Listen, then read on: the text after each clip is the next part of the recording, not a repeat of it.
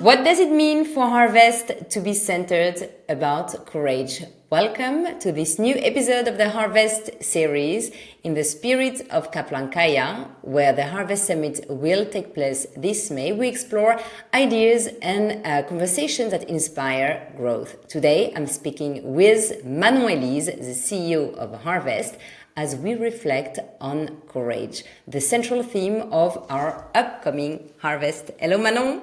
Hello, Rose. Lovely to see you. You look fresh and tan, and you are in Mexico. I'm slightly jealous. What are you doing there, and what have you been doing recently? Yeah, so I'm in Mexico right now because we've got some really exciting plans coming down the pipeline with Harvest. We're planning all the things that we're going to do next year in 2025, and I can't release too much information right now, but all I can say is keep your eyes and ears tuned on all of the news we have coming down the line because there's going to be some exciting developments of some harvest gatherings in Mexico next year. And I'm in this part of the world because I just came back from the Brazilian Amazon. We had an incredible week trip exploring the Brazilian Amazon with a group of 25 harvesters.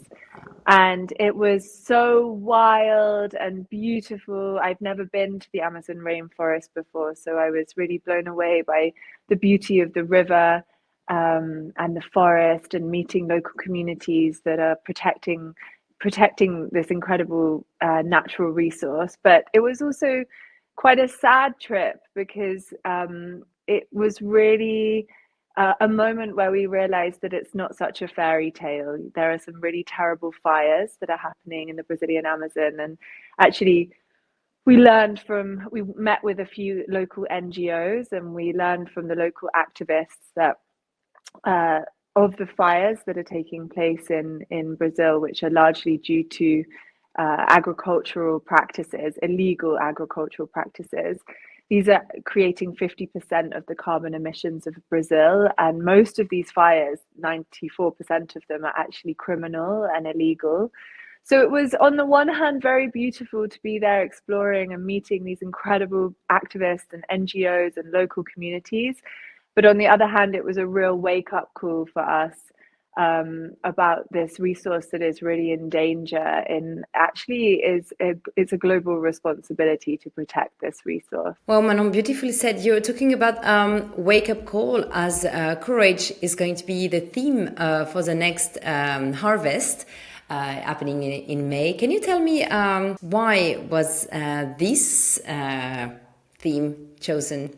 Courage. We were talking as a team, and every year we have great debate about what is the most important thing that we need to be talking about next year. Like, what do we think is the most relevant topic? And courage came up as one of the most fundamental virtues or characteristics that we wanted to explore because we really felt that it's a quality that's fundamental to so many things, to solving problems, to innovating, to pursuing opportunities, to even safeguarding the welfare of other people. I mean, I think it was Aristotle that said that courage was the second most important virtue after justice.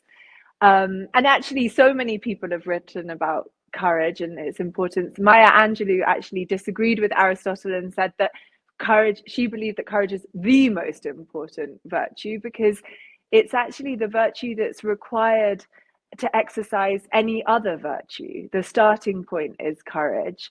And so for us, we felt that this was one of the most important things we wanted to explore because there are also many different types of courage. That's true.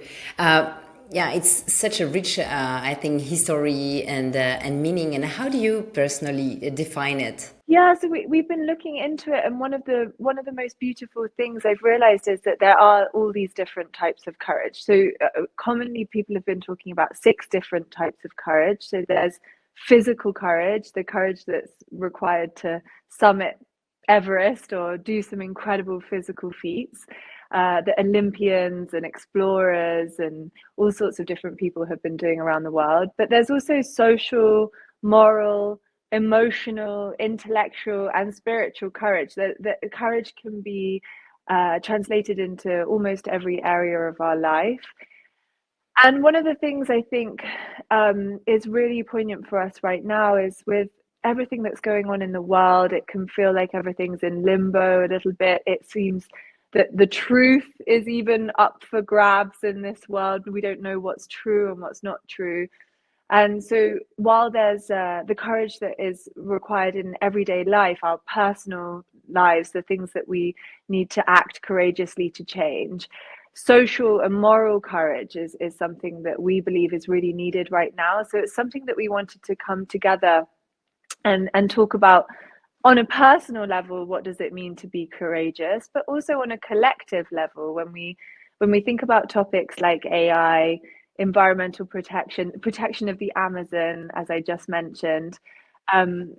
It really demands courageous leadership, and I think people need to understand that there's a level of courage that's required in speaking out against these systems that are not working for us right now. So Manon, we know at Harvest we have people coming from all around the world, sometimes not having been educated in the same way, not sharing the same values necessarily, not the same political background.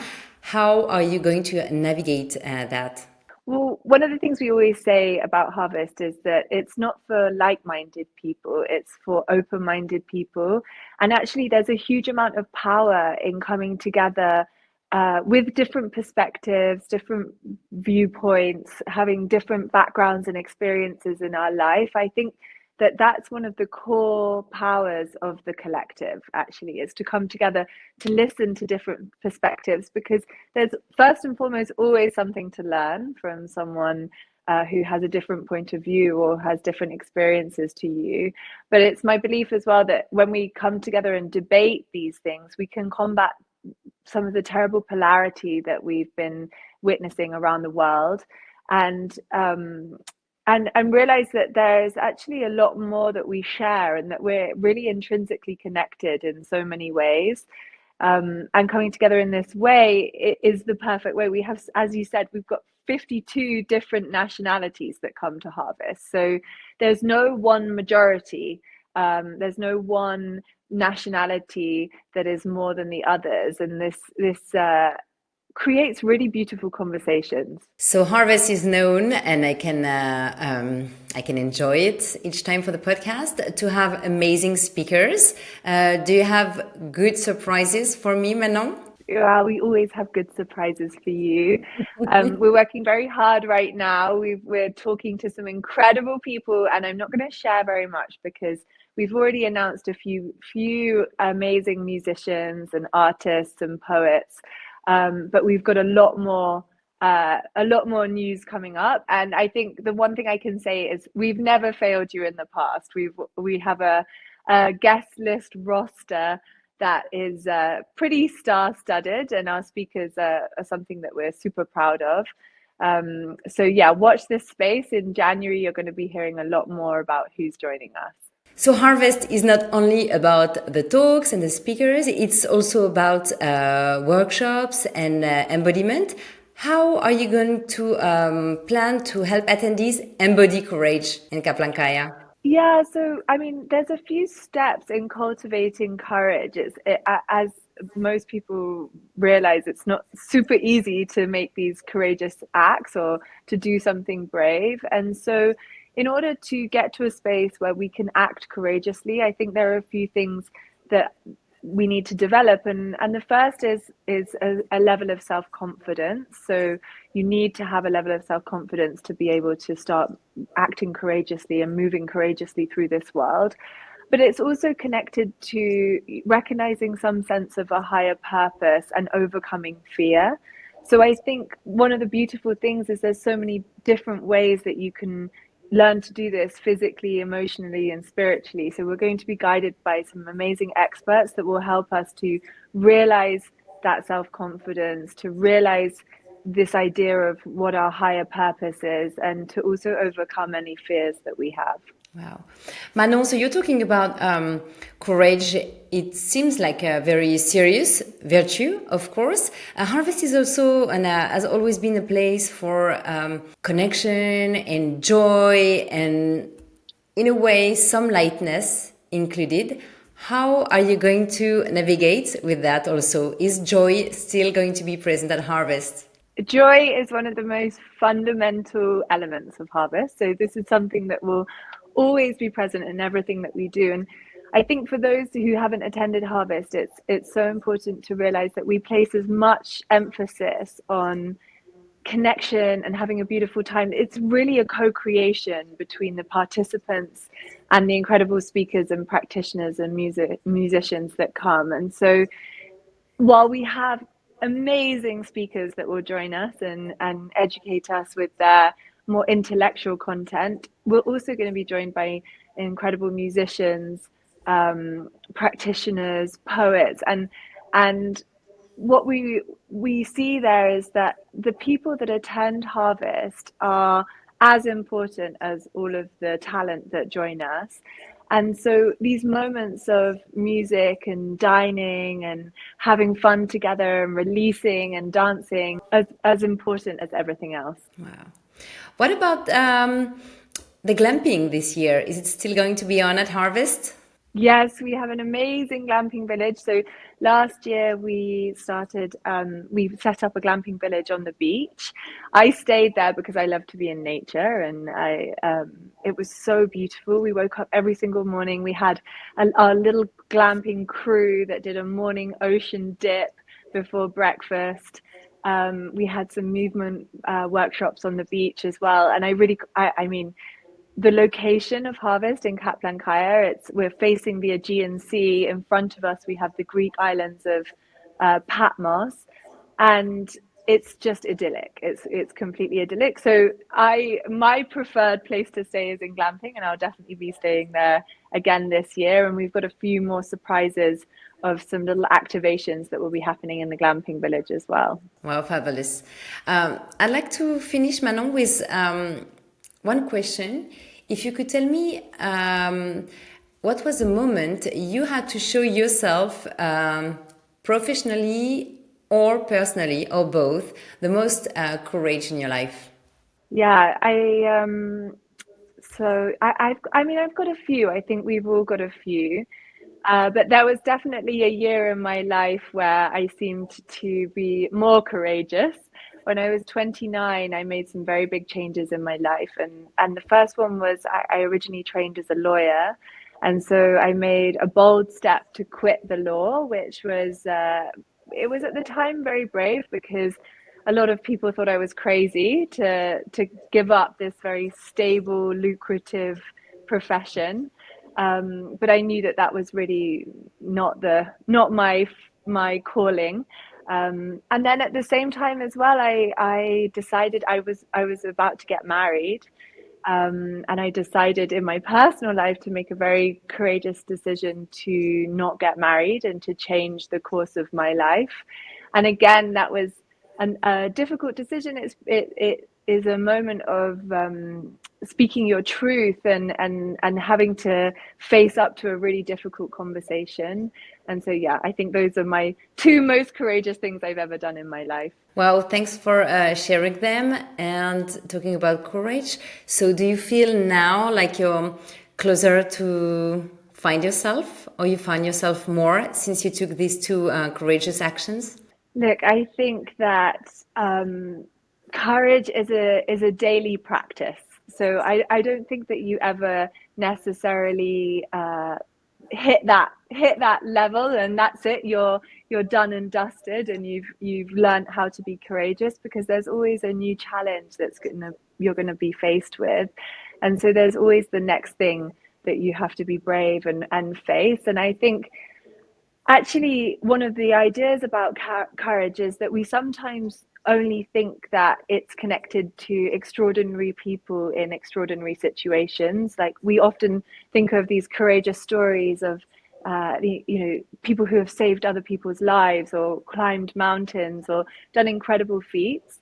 But actually, I think one of the things that I've realized is that the need for courageous actions actually is an everyday practice. And there is an element of making courageous choices at the sort of everyday level in your life, and it's something that we can repeatedly practice and develop and cultivate as a skill, just like anything else. So getting out of your comfort zone, I guess, every day. You just made a trip to the Amazon. What was maybe the moment where you felt brave in a day-to-day action during your trip in the Amazon? Okay, so I think the bravest moment was we were hiking through the rainforest, and our guides picked up a coconut and cracked open the coconut and showed us that there were these little fat squidgy worms inside the coconut. They emptied them out into their hands, and they were like juicy white, like thick grubs. And they offered them for our group to eat, and I think this was pretty brave. Okay. So Manon, you played the Lion King. You ate the worm. Yeah, How was it? and it was delicious. It tasted like coconut. Okay, thanks for sharing this. Well done. Well done. I'm not sure I would do that. Thank you so much. Is there anything you want to say about this next harvest I didn't ask you about? Yeah, so one of the things that we're going to be really focusing on this year at Harvest is amplifying voices and causes in social justice and environmental sustainability. So many of our speakers and performers are going to be spotlighting nonprofits and movements that they're really passionate about. And so I just want to say that it's more than just gathering, it's more than just having a wonderful time. We have some real work to do together, and I really invite people to come and be a part of that change and learn how to make an impact in a courageous way. Wow, well done, Manon. Thank you so much. It was a pleasure to have you. Always lovely to see you, Rose. And prepare some great plans for Mexico next year. Yes, don't worry. I'm going to be making sure that we've got lots of wonderful things to do next year. Bye bye, Manon. Thank you for joining us for this episode of the Harvest series. If this conversation resonated with you, don't forget to subscribe for more inspiring interviews that build toward the Harvest Summit in Kaplankaya, where we come together to explore the theme of courage in all its forms.